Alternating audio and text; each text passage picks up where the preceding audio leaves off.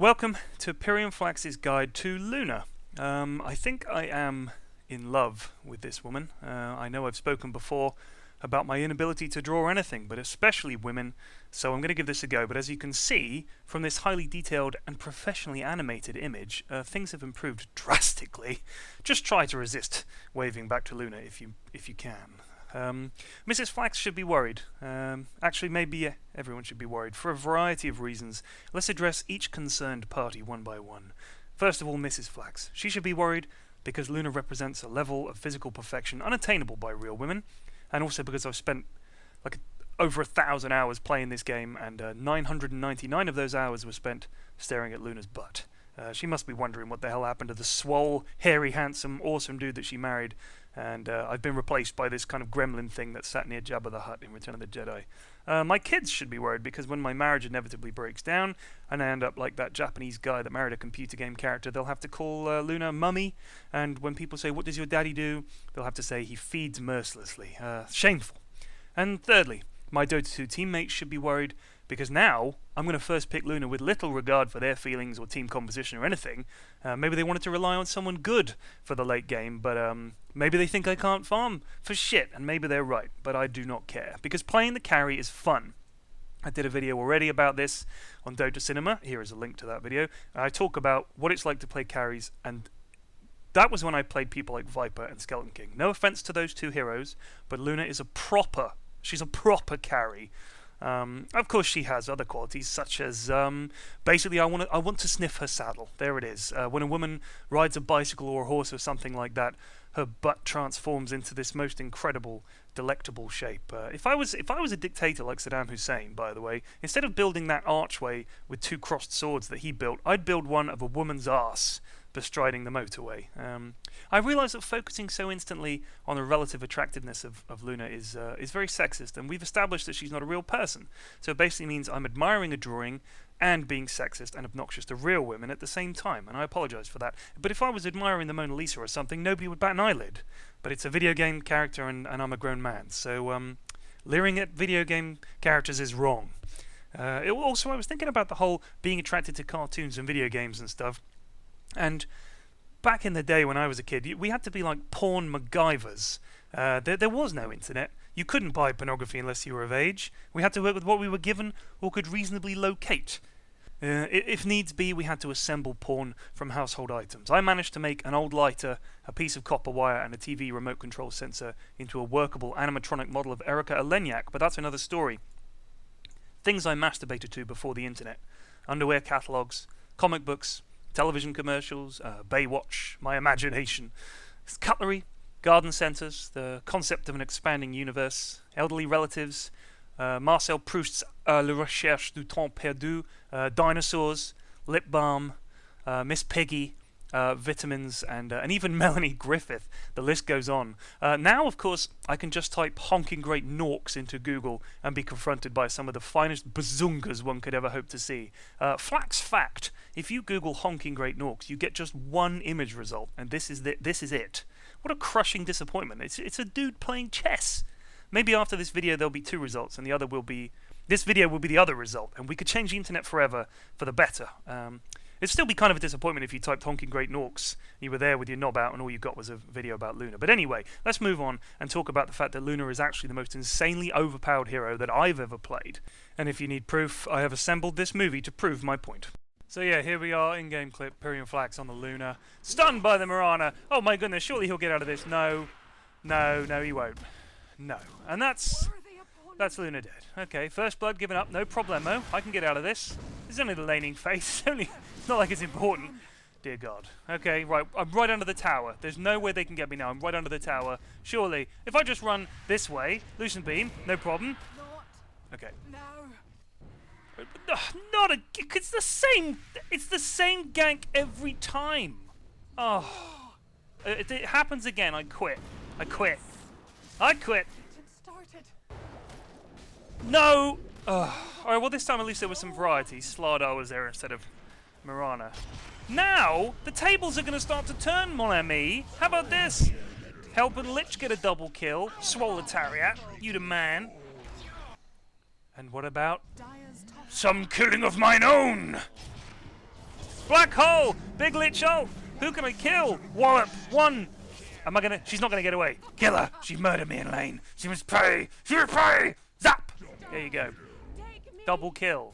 Bear in mind, look at that. 4-8-8. 4 kills, 8 deaths, 8 assists. Let's see how this goes by the end of the game. Double damage LUNAR. Eclipse on Slardar. There goes the Lich Ult. There goes the Black Hole. Oh my goodness, they could stack some damage here. LUNAR manages to get one. She kills Mirana again. And are they going to be able to kill Slark? Yes, they are. Down goes Slark. Double kill for P-Flax. This is a P-Flax who got absolutely butchered in lane, by the way. Let's see if maybe we could get a good Black Hole going here. Come on, down comes the Eclipse. Black Hole to follow up. They only catch one, but it's okay. LUNAR takes out Mirana again. Slark, what's Slunky Slark going to do? Run, you scumbag. Malefice. Beastmaster. Silenced by the Riki, and he finishes him off. I can hear a Lich Ult, can you? What's going on? All action. Midnight Pulse. In comes the Eclipse. Wow. Chaos Knight melted. I'll have your trophies. Slark is going to drop. No, Black Hole interrupted. Kill that Mirana. Kill that Mirana. Don't let her get away. Don't let her get away. Zonk. Alright, now things weren't looking great. Although, you know, we had a couple of bad fights. I died in a team fight. Now they're going to push our top tower in. They look like they might get racks. Midnight Pulse. Chewcat going to set up a Black Hole. Buyback from LUNAR. This could be big. Can he get there in time? Snap it up. Come on, Black Hole. In comes LUNAR. Glaives everywhere. Look at that. Murder. Nice kill steal there, Riki. Who can they chase? They're going to run in the fire. Run in the fire. Don't run anywhere. Run in the fire. You know what would be good here? A Lucent Beam. How about a Malefice? Are you in range? I'm not in range. Here. How about now? Okay, there we go. P-Flax going to anticipate the Duke. P-Flax is so good. He anticipates the Duke. He comes around the side. Where you going, Batman? Boosh! And now watch. How to melt... Oh, I was going to melt that creep wave. Oh, well. Oh, mein Gott. Gott in Himmel. Just, the Eclipse is devastating. P-Flax on the Mirana. Melted. On the Slunky Slark now. And he's going to melt too. Feel the burn. Double kill. Killing spree. Remember, 4 deaths, 8 kills. Sorry, 4 kills, 8 deaths, 8 assists. That's a base being melted in real time by LUNAR, by the way. Here we are. But what about Chaos Knight? Let's look at an Eclipse in full effect. Zonk. Murdered. And now, this is... Look at this. Look at the Glaives in the base. Wrecking that shit. Wrecked. Get wrecked. Get ready for the best Black Hole you've ever seen from a man Chewcat. Get ready for this. He was a former pro gamer on the UK circuit. Look at this. Look at this. That's years and years of practice right there. Go Chewcat. In this game, he also stole an Aegis from me. That is not cool. Look at LUNAR melt the towers. Melt, melt, melt. Melty, melt, melt. Now let's remember now, 4 kills, 8 deaths, 8 assists at about the 20-minute mark. How did it wind up for P-Flax? Oh look, 21 kills, 23 assists. Boosh! Just look at that scoreboard. Look at that. This is like alien territory to people like me. The idea that you can be terrible early on and turn it around and become an unstoppable killer machine later is it's ridiculous. Most heroes I play tail off horribly in the late game, but LUNAR just ends up owning their entire team. It's fucking ridiculous. Anyway, spells. Lucent Beam. It's a great spell for a bunch of reasons. Firstly, it does a pretty sweet chunk of damage, has a good long range. Secondly, it lets you mini-stun people. Mini-stunning is no joke. It'll interrupt a spell, especially a channeled spell. It'll interrupt the shit out of it. That's a day ruiner right there. For example, Sand King thinks he's gonna get a sweet ulti off on you and your chums, but before he can channel it, you pile drive his ass with a Lucent Beam, and then you hit Eclipse and boom, fried Scorpion. Game 1. If someone is channeling anything, in fact, Lucent Beam will make them sad. Look at these dudes. LUNAR can make sad. Sand King, Bane, Enigma, Crystal Maiden, Witch Doctor, and actually, if Rubik steals Lucent Beam, he can make LUNAR sad as well, because he can mess up the Eclipse. So, the Eclipse! Don't let that twitchy fucker get it. That's what I have to say. Moon Glaive. I didn't know what a glaive was, so I looked it up. It's a medieval polearm. It's like a long stick with an axe on the end, basically. Turns out the makers of Dota 2 were fans of the appalling 80s film Kroll, which I was unfortunate enough to watch in the theatres when I was but a lad. And in Kroll, the protagonist has a glaive, just like LUNAR. But since it was low budget and shit, he hardly uses the fucking thing. And you'll spend the whole game going, the whole film, when is he going to use the glaive? come on. When is it? Use the glaive. Use the glaive. You have to wait until nearly the end of the film before he uses the frickin' glaive. And he does. It's not worth it because the effects in those days sucked. Luna's glaive is different. When she uses it, it owns everything. It makes a mockery of the idea of strength in numbers. Like Leonidas would be like, "Stay close to me, men," and then Luna chucks in a few glaives and he'd be like, "Get the hell away from me, men," pinging off dudes' skulls and into other dudes' skulls. It's awesome. Lunar Blessing. This is called an aura spell. Like all auras, it's boring as shit. Blah, blah, blah. Numbers. If I can't see it, I don't care. Never, ever, ever bother leveling any auras. That's good advice, I promise. Eclipse. Remember I said Lucent Beam was great? What if you could summon 10 of them, just mash a button, 10 Lucent Beams turn up. It's that easy. So yeah, that's it. Luna's incredible. She's fun to play. I love her, and I don't care who knows this. She has an awesome butt. But that's not all. Because anybody who has played Luna before will be saying, P-Flax, you haven't mentioned the most important part about Luna, which is her ridiculous accent. Well, there's this guy called the Ninja Rope, and he made a song about Faceless Void that was awesome. Here is a link to his channel and to that song. And he's such a cool guy, I asked him if we could do what musical artists like ourselves call a collaboration. And so we collaborated on this song. I did the lyrics, he did all the hard work and the talented stuff, and here is the song.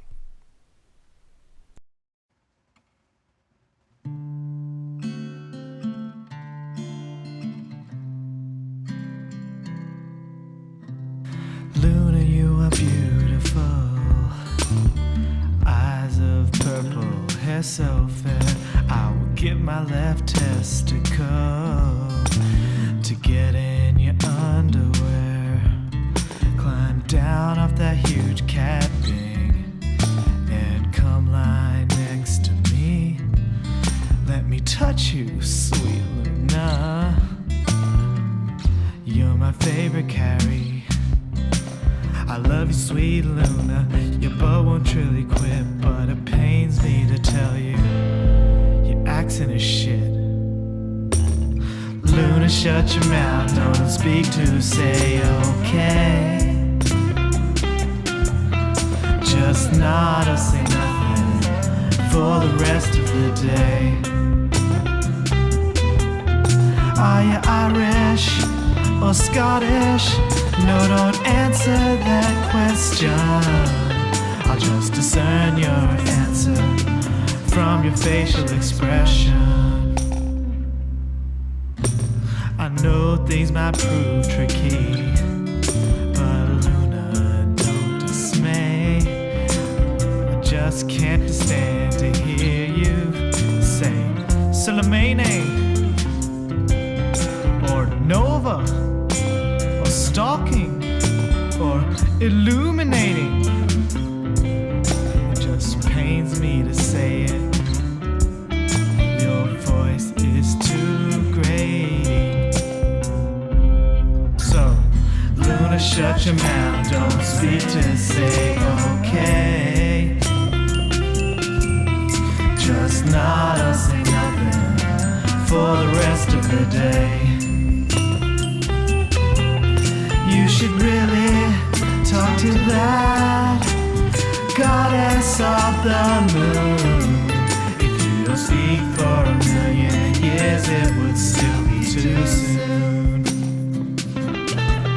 If you don't speak for a million years, it would still be too soon.